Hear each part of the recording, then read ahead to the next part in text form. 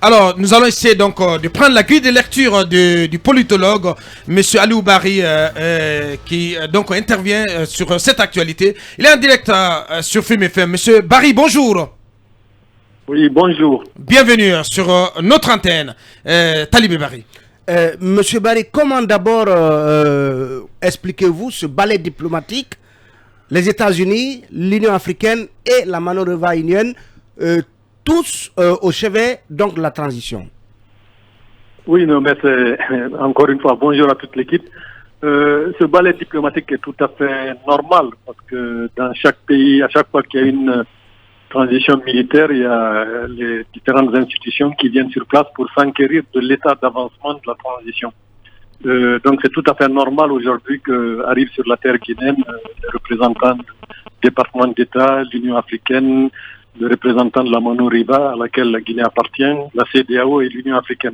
Ça c'est tout à fait normal. C'est le pays en période de transition. C'est normal que ces institutions viennent à l'écoute des autorités guinéennes pour savoir quel est le calendrier et le chronogramme qu'ils ont décidé de mettre en place pour sortir de cette transition et retourner à un ordre constitutionnel normal.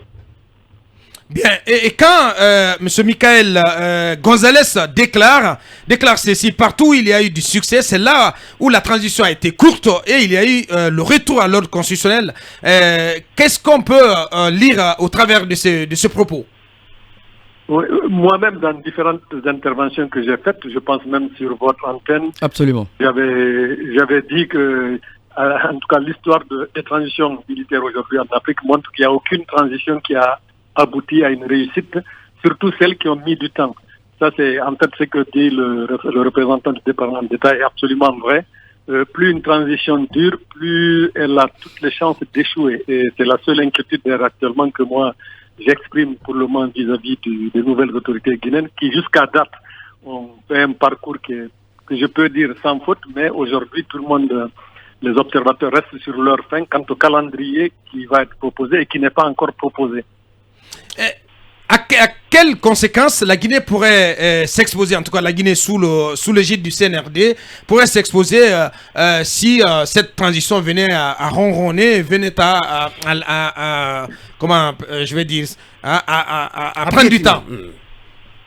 Alors en fait, la Guinée a une chance historique par rapport à ce qui se passe au Mali, c'est deux situations complètement différentes. Si vous avez remarqué, même avec le passage du président de la Commission de l'Union africaine, c'est des mots doux parce qu'en fait, ces deux institutions africaines sont très gênées de la situation guinéenne parce qu'elles sont restées inaudibles quand M. Alpha Condé lui-même a participé à entraîner ce pays dans cette transition. Donc là, le CNRD joue aujourd'hui sur le velours sur ce terrain-là parce que les deux institutions supranationales, CEDEAO et Union africaine, sont pratiquement à l'écoute, ils sont venus écouter. Mais je pense que le CNRD aura tort et fera une erreur, à mon avis, politique grave, de jouer sur le fait de la compréhension de ces institutions pour allonger la transition. Je pense qu'il est temps aujourd'hui que le CNRD, après 3 mois au pouvoir, de mettre sur la table aujourd'hui un calendrier qui est lisible. Mais ce qui me gêne le plus derrière, c'est le manque de dialogue entre le CNRD et les acteurs politiques. C'est-à-dire, je pense que c'est une erreur aussi politique, parce que les gens qui doivent jouer un rôle fondamental dans le processus électoral, c'est bien les acteurs politiques. Et à date, à ma connaissance, il n'y a eu aucune rencontre aujourd'hui entre la junte ou le CNRD ou le gouvernement et les acteurs politiques. La deuxième chose, c'est qu'il est temps, à mon avis, que le CNRD, moi j'étais très gêné que le CNRD dise c'est au CNT qui va décider de la durée de la transition. Et aujourd'hui, la pratique montre qu'on est loin de l'installation du CNT. Et alors, quand est-ce que le CNT va être installé? Depuis janvier, depuis février, et la durée de la transition qui va être proposée, va-t-elle commencer à compter du 5 septembre ou à compter de la mise en place du CNT? Voilà des questions fondamentales que beaucoup de Guinéens aujourd'hui se posent. Moi, j'ai la forte crainte que le CNRD s'engage dans une transition longue qui va aboutir absolument à une crise politique. Ah, vous avez cette conviction?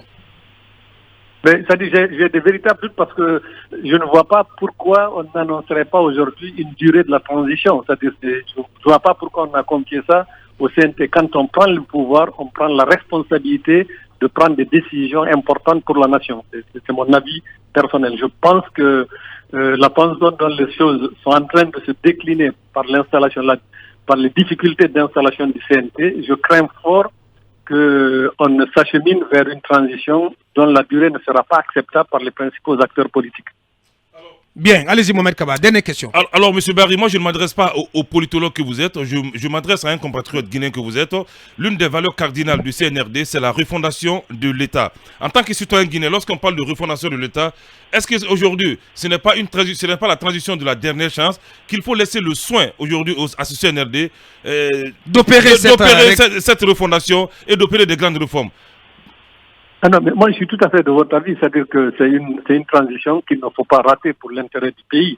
Ça c'est évident, c'est-à-dire qu'il faut se donner tous les moyens, tous les acteurs politiques compris, y compris moi-même comme citoyen, pour que cette transition aboutisse. Mais j'aime pas trop le terme refondation de l'État, parce que qu'est-ce que ça veut dire? Est-ce qu'il appartient à une équipe de transition de refonder l'État? Moi je parlerais plutôt de refonder l'économie, de solidifier le tissu social, par exemple lutter contre la corruption, ainsi de suite, essayer de mettre de l'ordre dans l'administration guinéenne. Mais refonder l'État, c'est-à-dire que jeter les bases d'un nouvel État, je ne pense pas que le CNRD a cette légitimité. Je pense qu'il y a une erreur sur les termes. Moi, je ne parlerai pas de refonder l'État ou de fondation politique.